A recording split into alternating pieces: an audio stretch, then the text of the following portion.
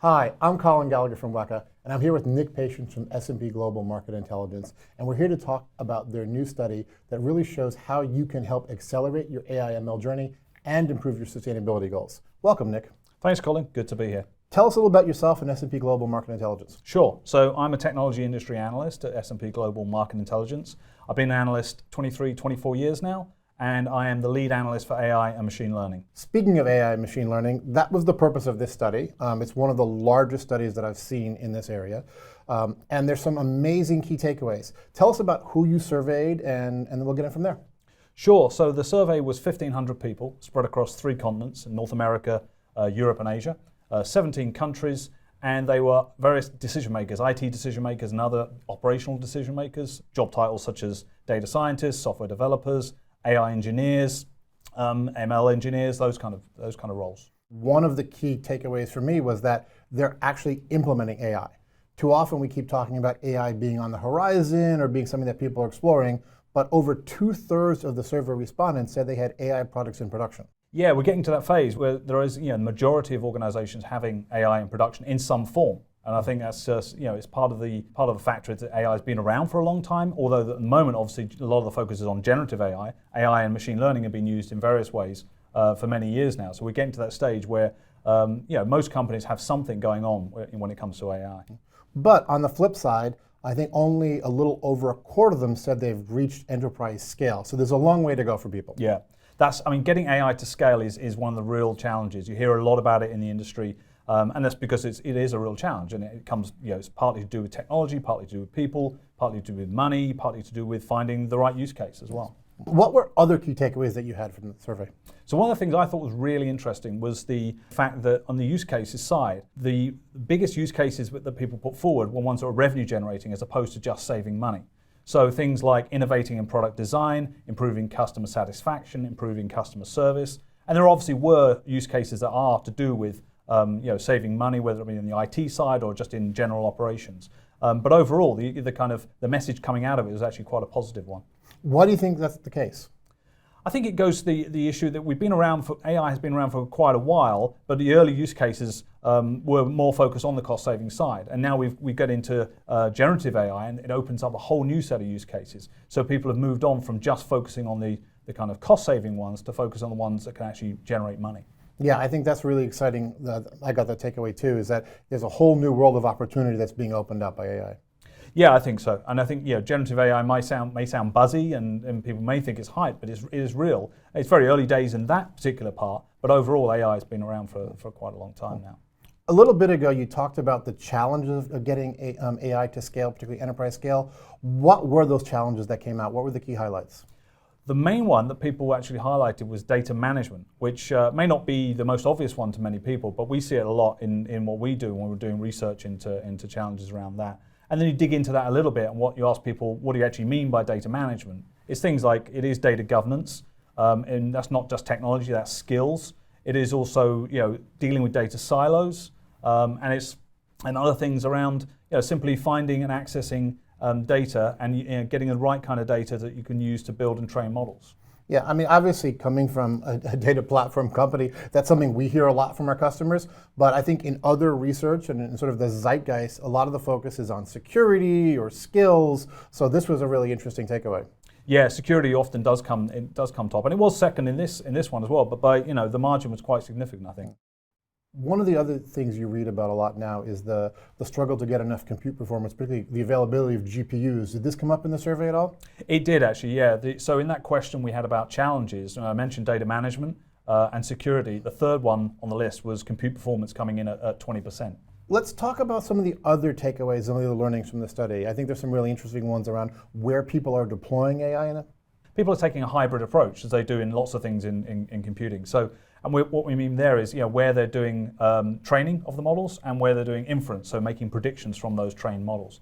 And although public cloud is often where people start, because it's easy to get going and do some experiments and things like that, when it comes to actually deploying the models may need to be deployed in sort of near edge locations or even edge locations. And so we're seeing that's what we mean by hybrid. So it can be public cloud, but it also can be near edge, and it could be network edge. Yeah, and I think one of the things I thought was interesting was that you tracked how across people's maturity, the more mature their AI deployments were, the more locations they had for deployments.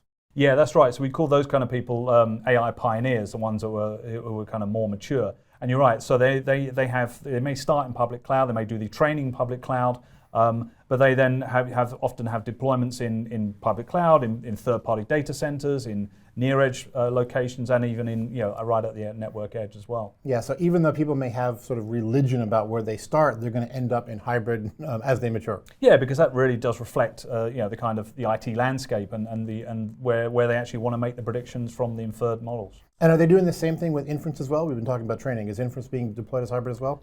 Yeah, and you're probably going to see more variety in inference, especially as we go along. We talked about how mature organizations are now, are also going to get more and more mature. The reasons you want more variety in inference, because the actual predictions may need to be done at a particular location. And so inference from the trained models can't all necessarily be, say, stuck in the public cloud. They may need to be very close to a use case. So Nick, what are some other key learnings that people can take from the study, particularly around where to deploy AI? So we found a lot of variety in the locations organizations use, both for training and inference. So training is the more compute intensive side, the more storage intensive side of the task of getting AI to scale. And inference is at the moment a bit less so. And so there's a lot more variety of locations that organizations want to do inference. And we're starting to see that manifest itself in studies like this one, where organizations may start in public cloud and do a lot of the training there, but when they're actually rolling out the trained model and want to do predictions from it, they may be doing it more at an edge location, where near edge or even network edge. But one of the interesting things is you looked and compared how mature organizations were and how they use AI versus how sort of the sort of early adopters were doing. And there's some key differences there, right? Yeah, so those who are more mature, we call them AI pioneers, that kind of cohort of companies that answered in the survey. And so those kind of companies, the AI pioneers, are using more locations, they're using a bigger variety of locations for training and inference, but especially on the inference side, so where they want to get the actual trained model out nearer to where the use case actually is. So even though they're starting in the public cloud, people are ending up hybrid. Yeah, that's a good way of putting it, hybrid. Both for training and for inference. More for inference, but also for training in some cases, yeah. Nick, we talk a lot about the positive benefits or the transformational benefits of AI, but there's some ethical and sustainability impacts to it, right? It obviously is not going to give us all these benefits at no cost. Did the study participants understand that, and how did they respond? They did understand it. We asked them specifically about sustainability being one of the major things that you just highlighted. And we found that it was actually a pretty big issue for organizations. And here we're talking about the sustainability of AI. So how much energy is consumed in building and training models, for instance. And we found it was more than 2/3, 68% of respondents said that the sustainability was either a critical factor or a very important factor in the way they deploy their AI. We talked about data architectures being a challenge before. Did that come up in the sustainability conversation as well? Yeah, it did. It was a really big factor. In fact, there was more than 3/4, I think it was 77% of respondents said that data architectures was a major factor in the sustainability or otherwise of AI. So as they're looking to go forward and meet their corporate sustainability goals, data architecture is something they need to consider. Yeah, it's a key factor. So as people are trying to meet their corporate sustainability goals, data architectures are something they should consider evolving. Yeah, having a modern data architecture, it looks like it's going to be a key component of any modern sustainability goal when it comes to AI.